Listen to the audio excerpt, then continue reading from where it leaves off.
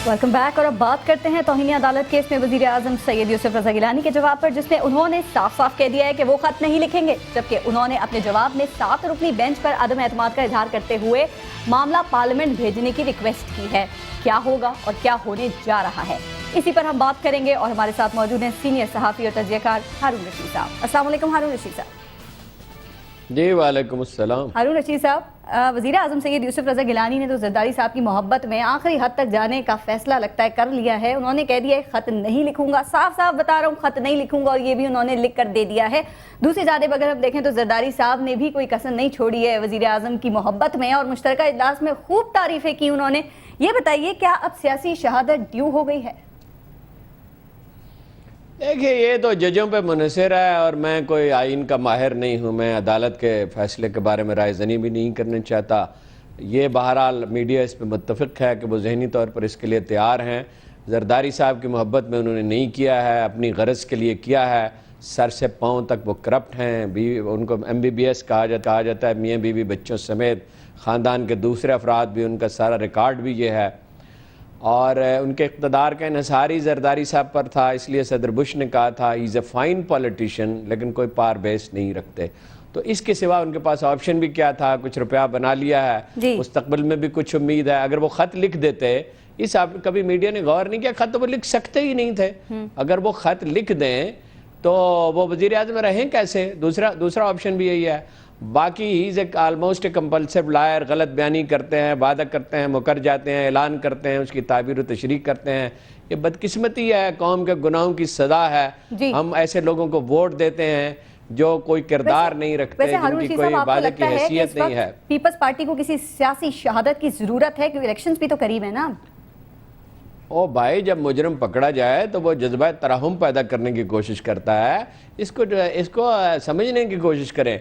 भुट्टो साहब फांसी चढ़े थे, ये फांसी नहीं चढ़ रहे, लूट मार के जुर्म में और अदालत की हुक्मदुली की उसमें जा रहे हैं। बेनज़ीर भुट्टो को कत्ल किया गया था, ये कत्ल नहीं किए जा रहे। वैसे तो भुट्टो भी और बेनज़ीर भी इक़्तिदार की जंग में मारे गए। शहीद को कुरान मजीद क्वालिफाई करता है, वह मैं युक़्तलो फ़ी सबीलिल्लाह है। शहीद वो है जो अल्लाह की राह में मारा जाए ना। भुट्टो अल्लाह की राह में मारे गए, उन पर अहमद रज़ा कसूरी के बाप के कत्ल का इल्ज़ाम था और दुरुस्त था, अगरचे मुकदमा गलत तरीके से चलाया गया। ना बेनज़ीर अल्लाह की राह में मारी गई, वो इक़्तिदार की जंग में मारी गई, मजलूम वो जरूर थी, मकतूल वो जरूर थी।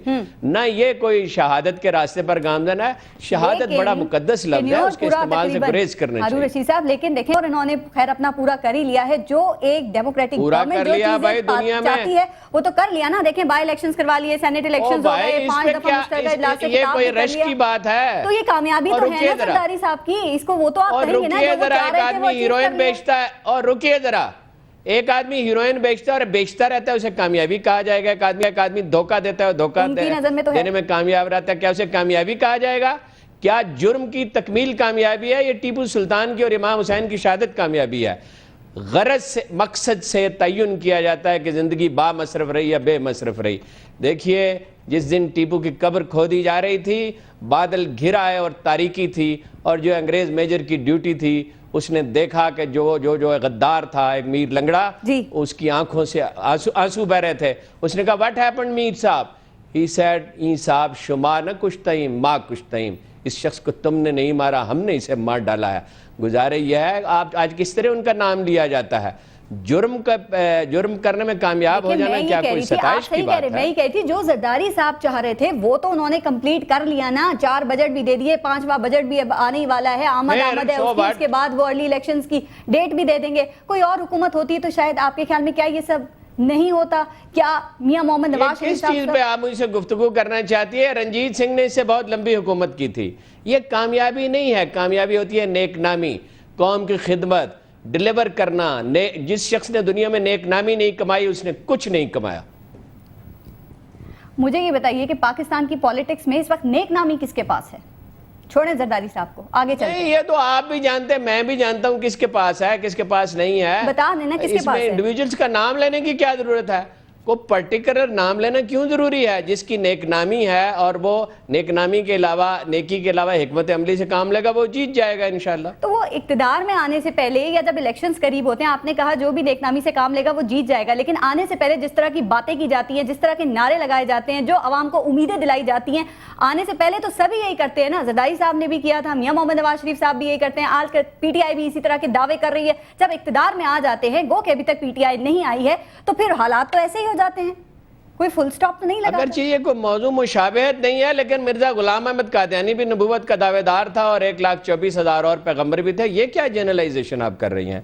دیکھا یہ جاتا ہے کہ ایک شخص کا ٹریک ریکارڈ کیا ہے۔ مثال کے طور پر عمران خان نے شوکت خانم ہاسپٹل بنایا، ورلڈ کپ جیتا، 1,60,000 کسانوں کو کھاد اور بیج دی، اس نے زلزلہ 10,000 زدگان کے لیے 10,000 شیلٹر ہومز بنائے، کرپشن اس نے نہیں کی، جو کام شروع کیا اسے پورا کیا۔ اس کا موازنہ آپ نواز شریف سے فرمائیں گی، اس کا موازنہ آپ زرداری صاحب سے فرمائیں گی؟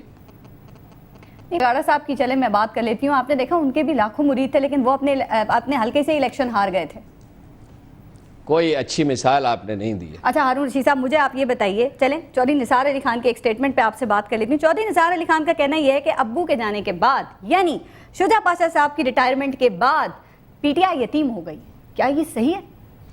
دیکھیے ایک آدمی دوسروں کو دھوکہ جو دیتا ہے نا، قرآن کہتا ہے وَمَا يَخْدَعُونَ إِلَّا أَنفُسَهُمْ، وہ اپنے آپ ہی کو دھوکہ دیتے ہیں۔ چودھری نثار اس دفعہ اگر غلام سرور سے جیت گئے تو مجھے حیرت ہوگی۔ وہ جانتے ہیں، پہلی جماعت سے عمران خان کے کلاس فیلو ہیں، عمران خان میں بہت سی خامیاں ہیں، ان پہ تنقید کا ہر ایک کو حق ہے۔ وہ جانتے ہیں عمران خان بے ایمان نہیں ہے، وہ جانتے ہیں قطعاً کوئی پاشا سے ان کا تعلق نہیں تھا۔ ہر ہارنے والے کو قربانی کے بکرے کی تلاش ہوتی ہے، کوئی ایسی بات نہیں ہے۔ دیکھیے میں آپ کو کلیئر کر کے بتاتا ہوں، فکر بازی نہیں، مسئلے کو حل کرنا چاہیے۔ پاشا عمران خان کو ہمیشہ پسند کرتے تھے، صدر زرداری سے ان کے منہ پر انہوں نے کہا کہ میں اپنا ووٹ عمران خان کو دوں گا، لیکن یہ سفید جھوٹ ہے کہ عمران خان کی کوئی مدد کسی ایجنسی نے کی، مدد پیسوں سے دی جاتی ہے، کپتان نے کبھی کسی سے پیسہ لیا ہی نہیں۔ ایجنسیز کا کوئی کردار نہیں ہے بات تو مکمل کرنے دیں، بات تو مکمل کرنے دیں، اس طرح نہ کریں۔ نہیں اس طرح نہیں، میں بات اپنی مکمل کروں گا پھر سوال کریں۔ اچھا بولیں۔ دوسری بات یہ ہے پیسہ اس نے کبھی کسی سے لیا ہی نہیں، عمر بھر وہ آنیسٹ آدمی ہے۔ سامعین جلسے میں یہ نہیں بھیج سکتی، پاپولر یہ کسی کو نہیں کر سکتے، یہ تو اس قابل نہیں ہے عیسائی اور اسٹیبلشمنٹ کے اپنے آپ کو ڈیفینڈ کرے، اس کی کیا مدد کرتی؟ میں تو معاملات سے حضور واقف ہوں نا، اور قوم پہ چھوڑ دیں کہ قوم پاشا کو جھوٹا سمجھتی ہے یا چودھری صاحب کو، اور قوم جو ہے وہ کیانی کو اخلاقی طور پر بہتر سمجھتی ہے یا ان جھوٹے سیاستدانوں کو جو لوٹ کے سارا سرمایہ ملک سے باہر لے گئے۔ ٹھیک، بہت شکریہ۔ ہمارے ساتھ ہارون رشید صاحب موجود تھے اور بات ہو رہی تھی ان سے گیلانی صاحب کے حوالے سے کہ ان کا فیوچر کیا ہو سکتا ہے۔ ایک کہانی کے مطابق تمام تر سازشوں اور اندرونی گٹھ جوڑ سے بندر کو جنگل کا بادشاہ منتخب کر لیا گیا۔ ایک دن بندر بادشاہ کے پاس ہرن روتا ہوا آیا کہ اس کا بچہ کہیں گم ہو گیا ہے، کچھ کیا جائے۔ بندر نے جھٹ ایک درخت سے دوسرے درخت، ایک شاخ سے دوسری شاخ چھلانگیں لگائیں اور بیٹھ گیا۔ ہرن نے ایک بار پھر بچے کی گمشدگی کا بتایا۔ بندر نے ایک بار پھر درخت سے درخت، شاخ سے شاخ چھلانگیں لگائی اور پھر بیٹھ گیا۔ ہرن نے دوبارہ زاروں قطار رونا شروع کر دیا تو بندر نے ایک بار پھر درخت سے درخت اور شاخ سے شاخ والی ایکسرسائز کی اور بولا تم لوگ دیکھ لو، کوشش تو میں بہت کر رہا ہوں، باقی اللہ کی مرضی۔ ہمارے ساتھ، ہم سب کے ساتھ، پورے پاکستان کے ساتھ بھی یہی ہو رہا ہے۔ ہم رو رہے ہیں، چیخ رہے ہیں، گڑ گڑا رہے ہیں، مر رہے ہیں اور مر مر کے جی رہے ہیں، لیکن بندر ہے کہ صرف درخت سے درخت، شاخ سے شاخ والی ایکسرسائز کیے جا رہا ہے۔ قیام پاکستان سے لے کر آج تک ہم سراہوں کے پیچھے بھاگ رہے ہیں، ہمیں خواب دکھائے جا رہے ہیں، فریب دیے جا رہے ہیں اور ہم ان فریبوں، خوابوں اور سرابوں کے پیچھے دوڑتے چلے جا رہے ہیں، لیکن بندر ہے کہ صرف درخت سے درخت، شاخ سے شاخ والی ایکسرسائز ہی کیے جا رہا ہے۔ پتہ نہیں کیوں، آپ ضرور سوچئے گا۔ پارس خورشید کو اجازت دیجیے، اللہ نگہبان۔